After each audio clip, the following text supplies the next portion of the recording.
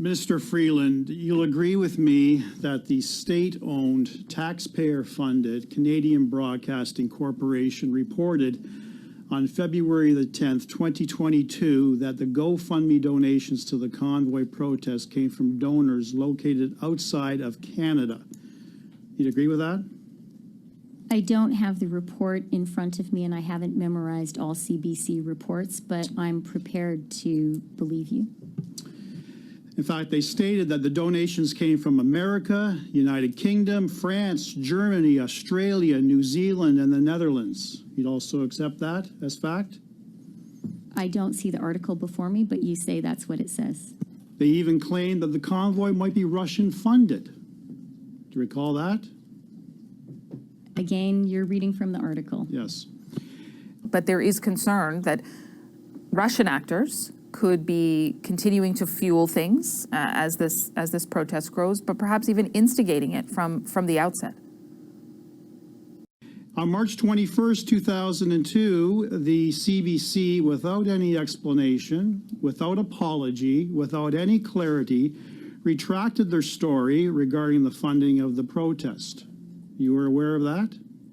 Again, I'm not speaking for the CBC. I'm speaking for I'm not asking you to speak for the CBC. I'm asking, were you informed that the CBC retracted the story, the false story, about foreign funding donations to the convoy? Again, Mr. Brock, I don't believe that the CBC is being interrogated here. I believe it's the government of Canada. Just answer the question, Minister Freeland. Were you aware, yes or no?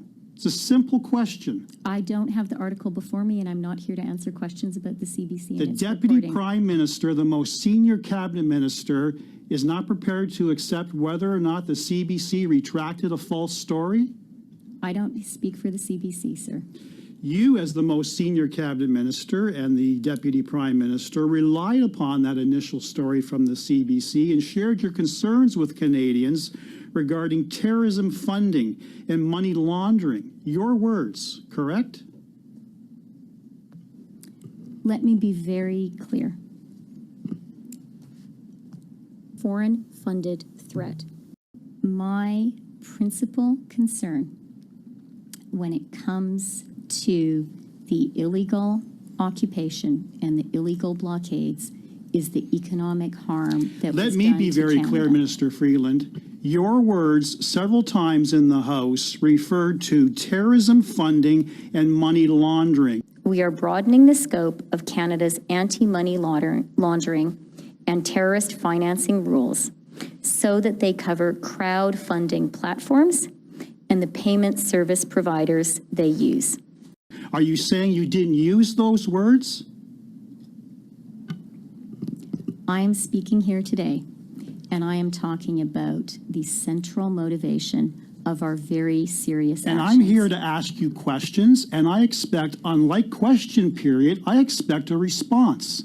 So my response is, do you recall using the words terrorism funding and money laundering in the House and reporting outside the House? Yes or no, Minister Freeland? I believe if we were in a court of law where I think you once worked, that might be called badgering the witness, Mr. Brock. Chair? Yeah. Can we allow the question to be answered? Yes. Thank you.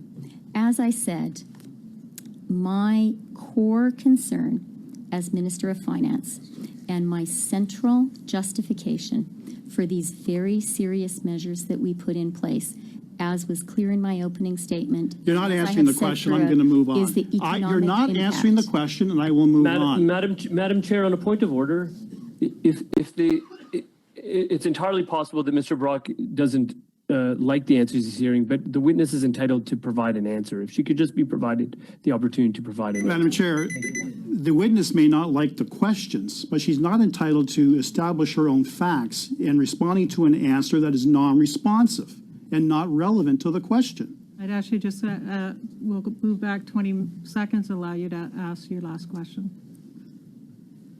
Do you agree with me that the Deputy Director of FinTrack, Mr. McKillop, confirmed at committee that the convoy funding did not come from terrorism funding or money laundering, and the typical person who donated hundreds and thousands of dollars to the convoy came from their own resources and posed no security threat? Do you accept that?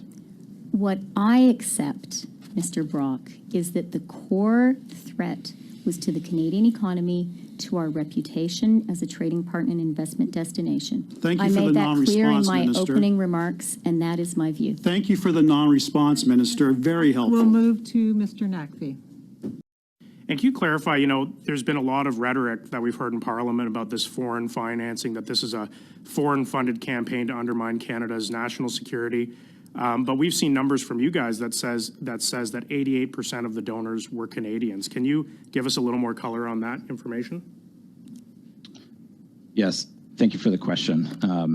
Mr. Chair, as I mentioned in my opening comments, our records here at GoFundMe show that 88% of donated funds to the Freedom Convoy campaign originated in Canada, and 86% of the donors were from Canada.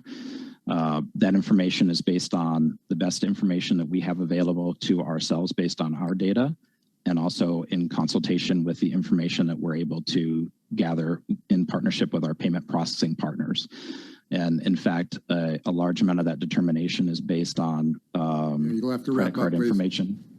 Yep, 5 seconds. And the You can't triple stamp a double stamp. You can't triple stamp a double stamp, Lloyd. You can't triple stamp a double stamp. Lloyd, Lloyd. I'll Thank stop you. there. Okay.